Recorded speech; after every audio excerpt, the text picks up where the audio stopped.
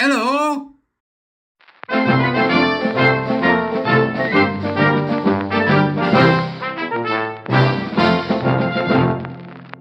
Beep, beep, beep, beep, beep, beep. Morning. Here we go. Welcome to the court of the Edijester. How are we, good people? I'm definitely feeling the cold again this morning. I know I moan constantly, but we're British. We discuss the weather. It's the way it goes. Now, here at Jester Towers, I'm terribly excited.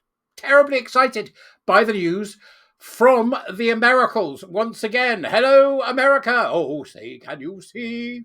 What a lovely voice. Whenever I hear that now, all I can think about is Bane in the Dark Knight Rises. So, why am I excited? Trump is at it again and causing absolute conniptions among the lunatics. And I like it when Trump causes conniptions amongst the lunatics. So, before we begin, please do like, subscribe, and hit the bell. Then you can keep up to date with my wibblings and wobblings. And other than that, you can join the channel. You can join me on Twitter. Buy me a coffee if you'd like to help me keep going. I want to be able to keep going. It's getting tough out there, folks. I don't really keep going. And the Warrior Teacher Program will start again sometime next year if you'd like to drop me a line if you're interested in hearing more about that. Now, let's get to the nitty gritty. You know as well as I do that I have been railing against things such as censorship, the need for free speech, the proliferation and the sort of tick-like parasitical way in which EDI, DEI has got itself wedged in the British bum, and generally the need for us to change tack very, very quickly before we end up in far more danger than we currently are. Now, these are definitely the things of the moment, aren't they? There's control from digital ID, the assault on free speech, police overreach, people being threatened with their jobs if they refuse to bow down to gusset fumblers. You know all this. I shall sip my coffee. You know all this. But you're going to start hearing about something that sneaked out of the United States government, which is going to upset a few people if they don't look properly. And the primary reason it's going to upset people is because they're going to get upset about the right of a woman to choose. This is going to be out there, and it's going to be about the right of a woman to choose. Now, I've written an article to go with this, which you'll find on Twitter when it's ready. When it's ready, I'll put the links in the doobers for it, so you've got that as well, so you can have a look. Just an explainer, because it's not what you think it is, but that's what's going to be the attack in order to make you frightened, is that they're going to say he's going for the right of a woman to choose. He's not, right? So let me just give you a rundown on why. What's happened is, this is in the form of new rules for the US embassies and consulates involved in compiling an annual report on global human rights abuses. And there's new instructions that have gone to these departments. So it's not about doing anything. It's just about reporting. That's the first thing you need to know, so that we don't get people going in a panic when they see the emotional headlines, which the lunatics are going to use to rile us up, that it's about a woman's right to choose.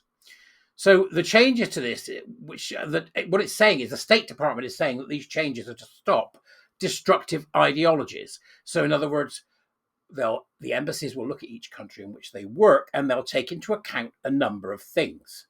And one of those will be the state-sponsored nature of a woman's right to choose, or the publicly funded nature of the woman's right to choose.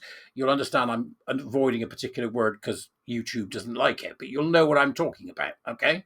So this is part of the major change from the USA, and a very, very positive one indeed, to deal with these creeping equity-driven policies, the attacks on free speech from the likes of Ofcom and others, and also to stop the raising of one group against another. For example, the LGBTQ+, or BAME, or whatever it may be, being given preferential treatment, for example, in getting employment or in workers' rights or anything like that. So it's not what you think it is, and they are going to posit it as the opposite of what it is. I hope this is making sense. I do hope this is making sense on some level or another for you. So the important thing to understand is that it really is not what it's going to appear if they start rabbiting about it. They may not, but it's better that you're forearmed than you are also forewarned. So, for example, they'll be looking at countries that, for example, subsidize a woman's rights to choose, and the number of estimated times women have made that choice is going to be something that they'll look at, and they're putting it in the category of human rights infringement. I imagine to deal with the more, shall we say, extremist viewpoints on that particular issue.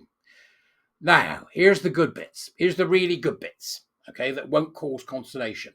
Human rights abuses or infringements will now include gender transition surgery for children, defined by the State Department in America as operations involving chemical or surgical mutilation to modify the body, their sex, the body.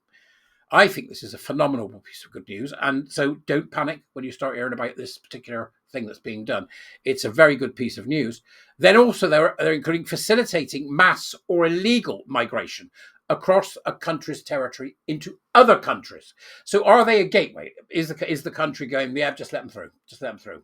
And then the next one is anybody whose arrests or any official investigations or warnings for speech. For example, things like any European internet safety laws that we're trying to push here, as in the Online Safety Act, speech laws, speech infringements, all of that will come into this as well. Now, what's been said is that Trump is the administration, as well as Trump, obviously, will not allow these violations to continue.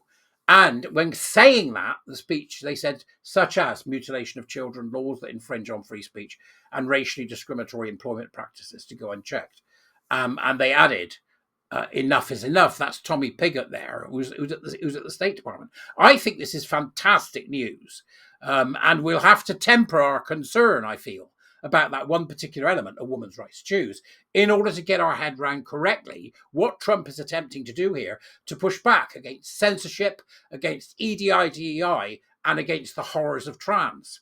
So if you do hear it, if you do see him wibbling, oh, Trump's going after a woman's right to choose, please do the work and read the article straight from the State Department, or the information straight from the State Department, rather than going with the nonsense that will be spouted by the likes of Amnesty and all the usual human rights people who are getting their knickers in the twist because they think it's against the Universal Declaration of Human Rights from the post-war era, which you'll see, because they really are absolutely mad, and they're going to get mad about this. I'm not. I think it's bloody good news. Report it. Show these monsters for what they are. Censorious, child-harming nitwits with no sense of reality. I'll see you later.